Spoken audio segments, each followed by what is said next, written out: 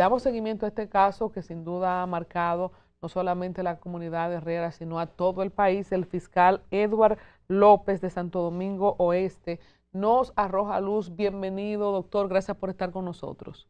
Gracias a Colombia y gracias a todo el panel. Aquí estamos para colaborarles en lo que podamos.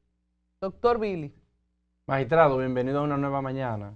Usted es el fiscal investigador del caso del joven fallecido allá en Herrera, específicamente en la Guayiga, En la Guajimía. En la zona de Guajimía. Correcto. Fallecido, no, disculpe, Billy, asesinado. Sí, asesinado por el policía. La pregunta que ha generado controversia en torno a esto es ¿por qué 12 meses pide el Ministerio Público para investigar?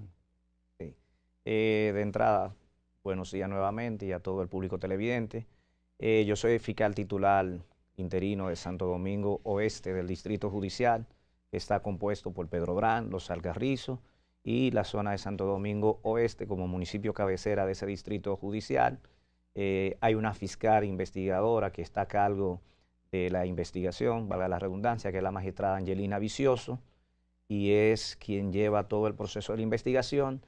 Y los 12 meses de prisión, el Ministerio Público pide, el juez al final concede.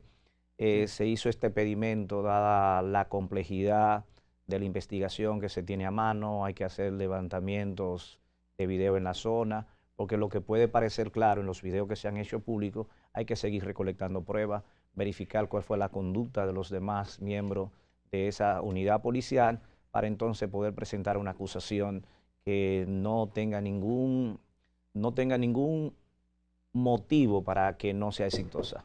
Para los que no somos fiscales, explíquenos eso que usted dice de que lo que está en video no es suficiente. O sea, para el que lo ve desde afuera dice, bueno, eso está claro, eso es algo que ya quedó grabado, lo agarraron con la mano en la masa, como se dice popularmente, no hay mucho más que buscar. ¿Por qué sigue siendo un caso complejo y qué tanto trabajo de levantamiento de video hay que hacer si las pruebas están ahí? Sí, no es que no sea suficiente, sino que eso hay que hacerle la experticia del lugar, cumplir con los protocolos que manda la ley, las extracciones que hay que hacer de los celulares, porque son 2 celulares que hay involucrados, del joven que estaba siendo requisado y otro celular de uno de los policías que también estaba grabando la acción.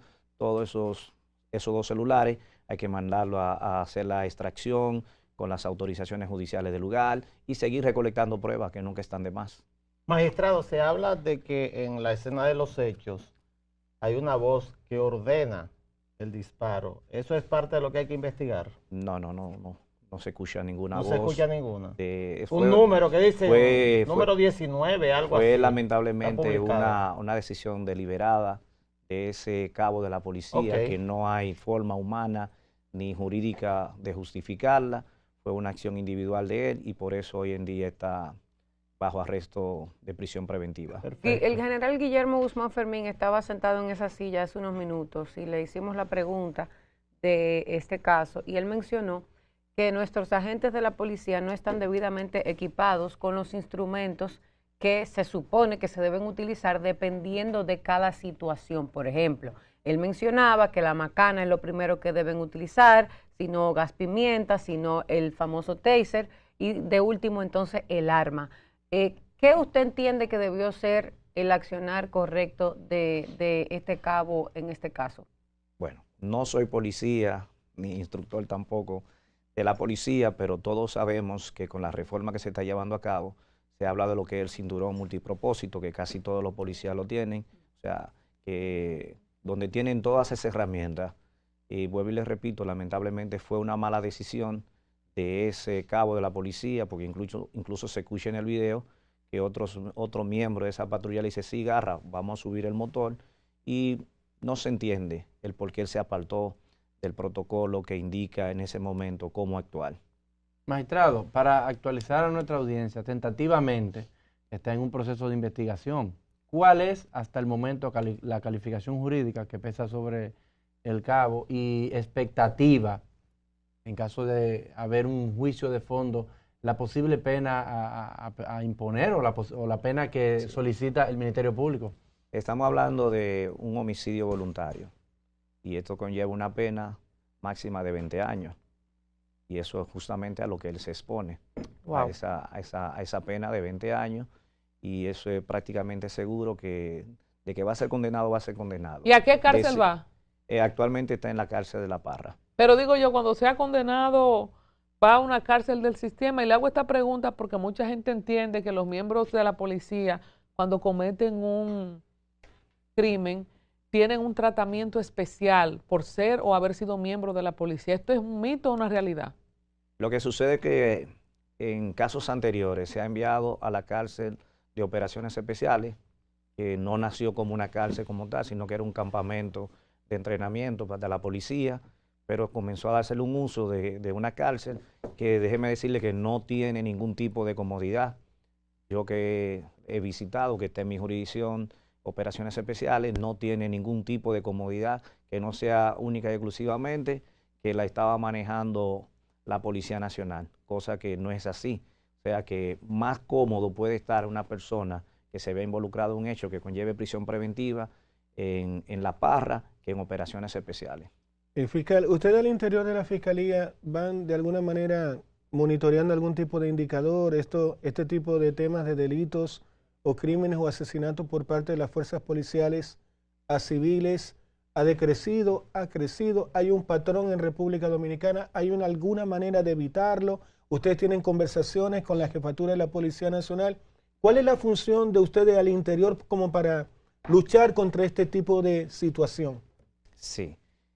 Todos los lunes, como ya prácticamente el 100% de la población lo sabe, se celebra en la sede de la policía la fuerza de tarea, la reunión de fuerza de tarea conjunta, que está precedida por el presidente de la República, o en su defecto como ayer, por la vicepresidenta. Lo integra el Ministerio de Interior y Policía, el Ministerio de las Fuerzas Armadas, el Ministerio de Defensa, perdón, la Policía Nacional, DNCD, Fiscalía, entre otras instituciones. Y todos los lunes se pasa revista de la criminalidad a nivel nacional y las estrategias que se van actualizando para combatir los hechos de violentos.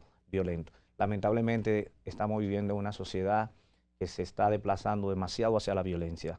La mayoría de los homicidios que ocurren en nuestro territorio son por conflictividad social.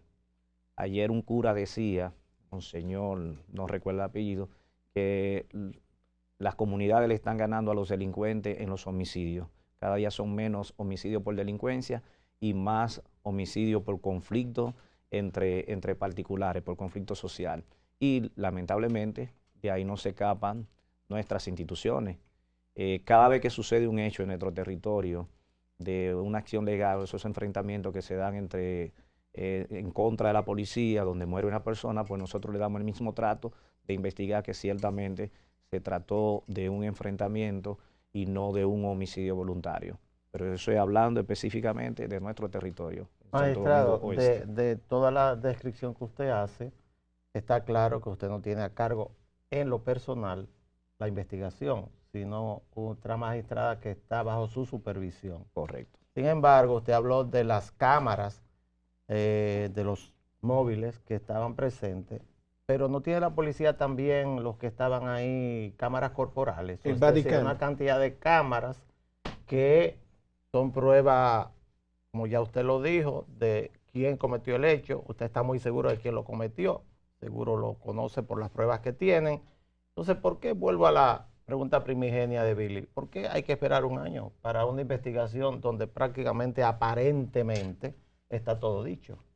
Lo del año no es necesario, porque si ya dentro de 2 meses, 3 meses se tienen todos los elementos del lugar, pues no hay por qué darle más larga a ese proceso de... Presentarían su acto conclusivo. Exactamente, sí, presentar la acusación. Y tengo entendido que esa patrulla, que no son de patrullaje normal, sino que son de acción rápida, no tenían la cámara corporal, como tiene el patrullero que generalmente está en el día a día con la población, porque la Policía Nacional tiene algunas unidades que son para dar respaldo de fines de semana, día feriado, para algunos operativos en específico, y siempre agotando el protocolo de que el último recurso debe ser la fuerza, y yo estoy convencido y estoy claro en eso, porque he participado en reuniones locales allá de que reiteradamente se le hace saber cuál es la forma de abordar al ciudadano y cómo deben comportarse.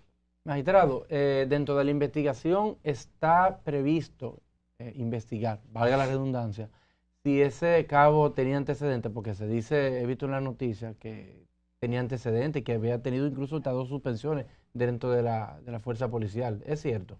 De acuerdo a lo que también vimos nosotros, son antecedentes dentro de su institución. Ok. Porque hablar de antecedentes, si tiene algún antecedente penal, si ha tenido una inconducta, eso se queda dentro de la institución. Claro está, nosotros solicitamos cuál ha sido su historial, su comportamiento para verificar y seguir cualquier patrón. Pero es como, por ejemplo, con nosotros los ministerios públicos. Nos vamos a enterar de una inconducta cuando sucede algo. Y la parte interesada pues averiguará cuál ha sido la forma de manejarse de ese servidor público dentro de su institución en el servicio de sus funciones. Magistrado, ¿qué tanto peso tiene el video difundido y viralizado del disparo en la investigación y posible condena? Y si no hubiéramos tenido ese video, ¿qué cursos siguiera la investigación?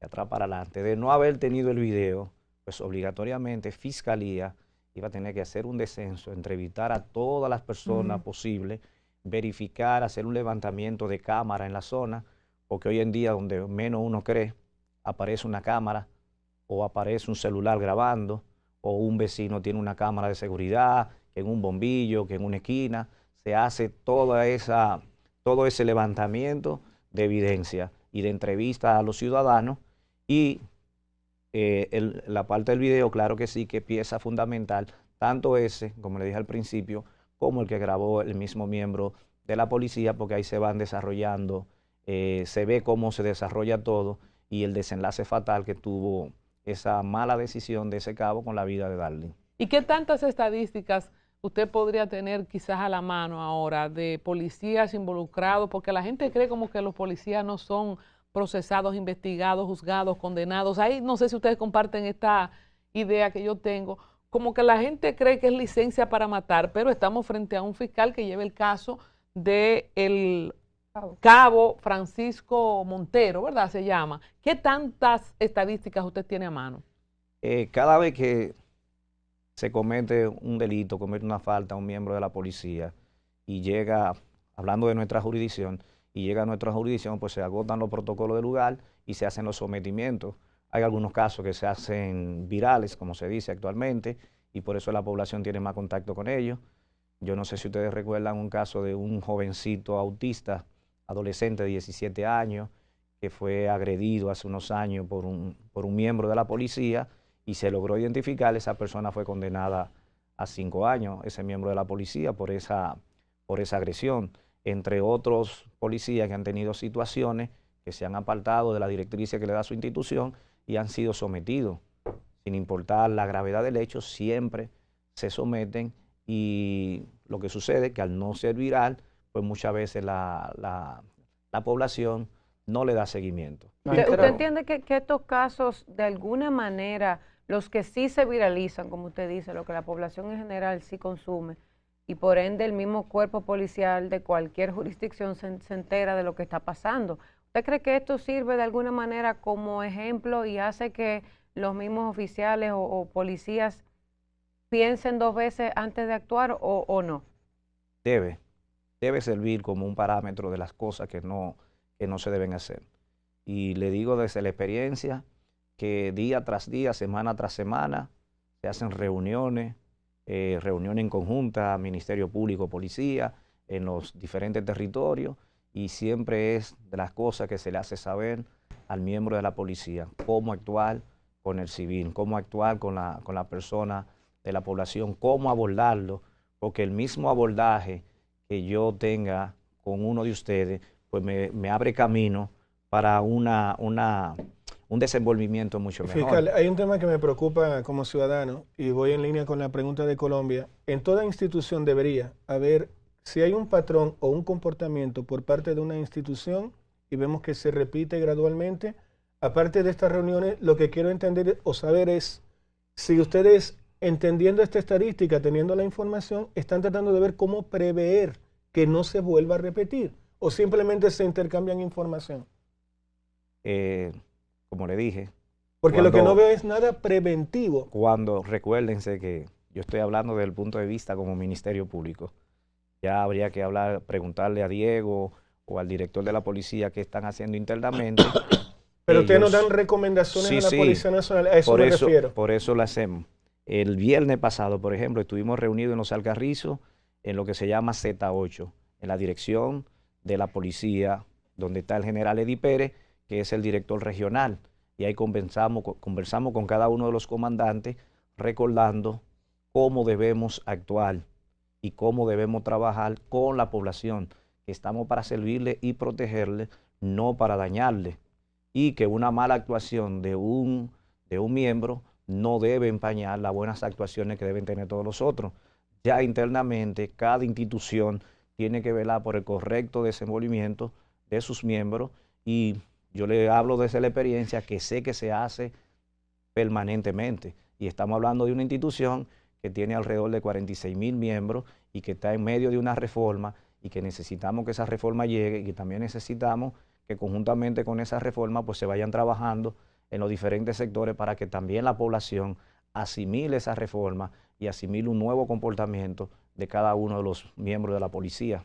Magistrado Edward, titular de Santo Domingo Oeste, ¿a qué se enfrenta el Ministerio Público en esa zona? ¿Cuáles son los delitos que predominan exactamente? Si hay muchos policías involucrados en casos como estos. Bien.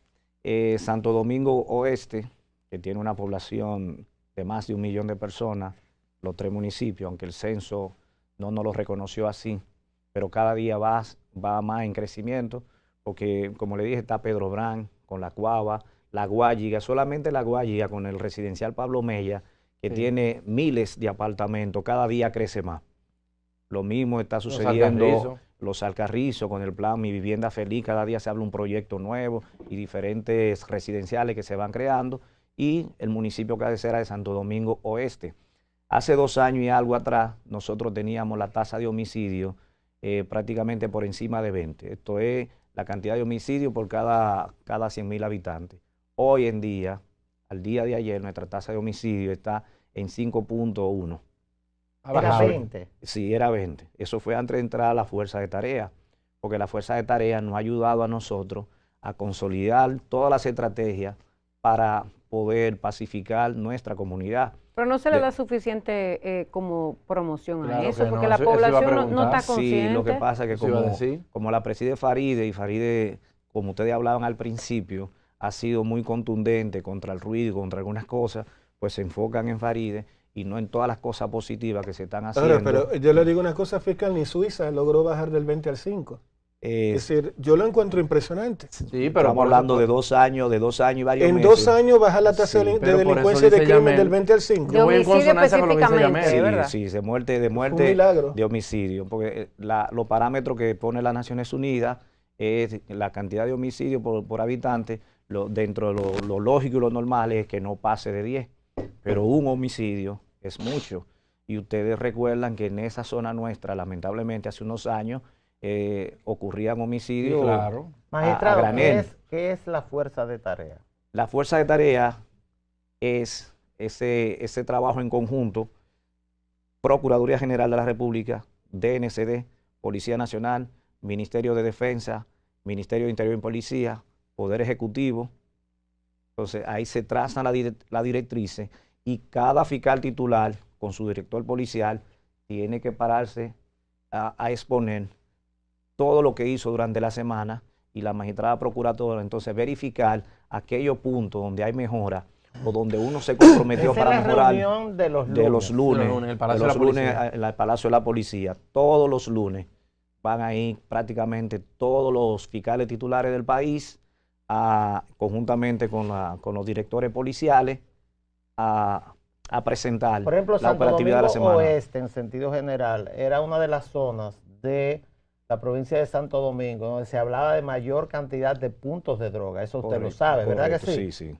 ¿Eso ha disminuido? O sea, ¿hay control sobre eso También. ahora? Antes de la Fuerza de Tarea, pasamos de hacer quizás 7, 8 allanamientos en una semana a hacer mínimo 30, 35, 40 y hasta 100 allanamientos.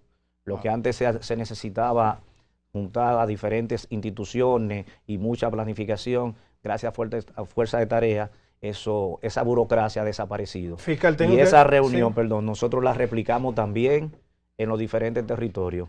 Bien. Nos Falta- reunimos los lunes allí. se necesita promoción de esas informaciones que usted está dando, Pero porque yo claro. estoy sorprendido. Mire, soy abogado en ejercicio. Sí. Y de verdad estoy sorprendido. Hagamos un espacio. Este yo vengo programa toda la es semana. suyo, este programa es suyo. Esas informaciones se Billy, ¿puedo hacer la necesitan. pregunta? Porque llevo media hora y tú te Ay, has hecho Andrés, 6 preguntas por y Dios. falta la mía. ¿Tú quieres pelear Humberto. conmigo? No, con todo el mundo. Con todo el mundo. Adelante. Fiscal, ¿cuál es la política de parte de la Fiscalía cuando una mujer se acerca a un destacamento, a una comisaría, no sé cómo llamar, ¿verdad? Y dice, fulano anda detrás mío, me quiere matar o quiere matar a mi mamá? ¿Qué hacen ustedes para proteger esa vida? Cuéntenos un poquito a lo que desconocemos a la interna de la Fiscalía. ¿Qué pasa con esa mujer que hace la denuncia a partir de ese momento? Y si ustedes cuentan con todos los recursos además para protegerla. Sí. Cuando venía de camino, lo escuchaba a ustedes hablar justamente de los casos de violencia de género, las casas de acogida, entre otras cosas. Lo que hemos logrado también con esa integración que tenemos a través de Fuerza de Tarea es que las instituciones se identifiquen más con la prevención y la protección. Para ponerle un ejemplo, la semana antepasada, el fin de semana del trágico suceso con Darling, hubo una joven que fue al destacamento de la Caoba, ahora como se dice estación policial, que va dentro de la reforma, para ir quitándole los asuntos militares, fue a poner una denuncia. Inmediatamente el oficial que estaba de servicio, al ver la gravedad del asunto, llama a la fiscal. La fiscal me dice, déjamela ahí para comenzar a llamar a casa de acogida. Se comunica conmigo, yo me comunico con el general Eddie Pérez y en poco tiempo estaba el coronel de Mano Guayabo al frente de esa situación y dándole protección policial porque ella no quiso ir a casa de acogida, pero sí el departamento de DEAMBI, que es la dirección que tiene la policía de prevención a la violencia de género, se hizo cargo de ella, custodiándola hasta el día siguiente que ella fue a Fiscalía a poner la denuncia. Porque lamentablemente no todas las damas quieren ir a casa de acogida. Esa era mi pregunta. Y es Y yo importante. lo decía, que las damas que son víctimas de violencia de género no quieren ir a casa de acogida. Pero ¿por qué es que ellas se rehusan? Porque se le ha hecho creer de mala manera a la población y ahí sí se necesita más información. Porque uno ha visto hasta profesionales del derecho decir, entonces la víctima presa y el victimario anda en la calle. Las casas de acogida son casas de seguridad para protegerla hasta tanto la autoridad dé con el agresor. Correcto. Porque están las opciones de que si esa dama tiene un familiar que el agresor no conoce, puede ir allí. Y en muchos casos también se le da custodia policial. Pero la custodia policial ya hemos visto, fiscal, que termina la persona perdiendo la vida. No, porque ustedes hacían referencia a la orden de protección. Ajá, que exacto. muchas ¿Qué veces otra las cosa? órdenes La orden de alejamiento, la ¿no? orden de alejamiento y la orden de protección muchas veces se homologa ante el tribunal para que eso tenga un peso que cuando esa persona viola esa orden de protección, pues sencillamente es un elemento para una medida de coerción y poder conseguir la prisión preventiva. Claro. Los casos de violencia de género tenemos que atenderlo todos e identificarnos todos con eso. Sí. Y yo personalmente, ya desde la experiencia que tengo acumulada en el Ministerio Público, entiendo que con quien más se debe trabajar los casos de violencia de género, por ejemplo, en esta mesa hay 4 candidatos para trabajarlo, más que con ella 2, con nosotros 4, porque nosotros como hombres somos un factor clave para que se disminuya la violencia de género. Claro. Independientemente de lo que uno entienda con el comportamiento de la dama, somos nosotros. Y eso también uno imparte Disculpa, charla. ¿sabe qué me asusta, Colombia? De que la mujer no quiere ir a la casa de acogida. Porque si no va a la casa de acogida, ya está poniendo en riesgo también su propia vida. Pero por lo mismo que decía Billy, porque es una forma de inhabilitar su rutina. Claro, su sus hijos, Pero su trabajo. ahí se le hace saber que eso es momentáneamente. Hasta que y también si hay que darle acogida a sus hijos, se le da también. Sí. Porque Bueno. no son todos los casos que se prolonga por 1 mes ni 2 meses en casa de acogida. Generalmente cuando se va a casa de el acogida, objetivo es eso es preservarla apresar por, al tipo, ¿no? exactamente, por 72 horas, Yo quiero- máximo 4 o 5 días, y la autoridad, y por eso se creó el departamento que tiene la policía de DEAMBI, que lo dirige la generala Teresa, justamente por eso, para tener una unidad que salga más rápido a ejecutar esa orden de arresto y que la víctima pueda volver a su entorno lo más segura posible. Gracias. Yo Ricardo. quiero felicitar al magistrado Eduardo López, es el fiscal titular de Santo Domingo Oeste, y con esta felicitación hacer un llamado a la Procuraduría, al Ministerio Público y a instituciones también del orden para acercar más a personas como usted a la sociedad y que ustedes puedan llevar este mensaje, que dejan entonces que corra la narrativa del invento, de las falacias, de los mitos, de las leyendas. Este cabo está siendo procesado, hemos visto el proceso al que va de boca del titular precisamente de Santo Domingo Este en la Fiscalía, y es importante, usted dijo ahorita, Dichanza, ábrame un espacio, pues el espacio está abierto, que ustedes vengan y hablen con la sociedad, que se siente a veces que el Ministerio Público, que la propia policía está de espalda, que debe proteger a la sociedad y que son enemigos de la sociedad. Así que agende con nuestra coordinadora cuando usted quiera volver y vamos a seguir educando a la población. Gracias.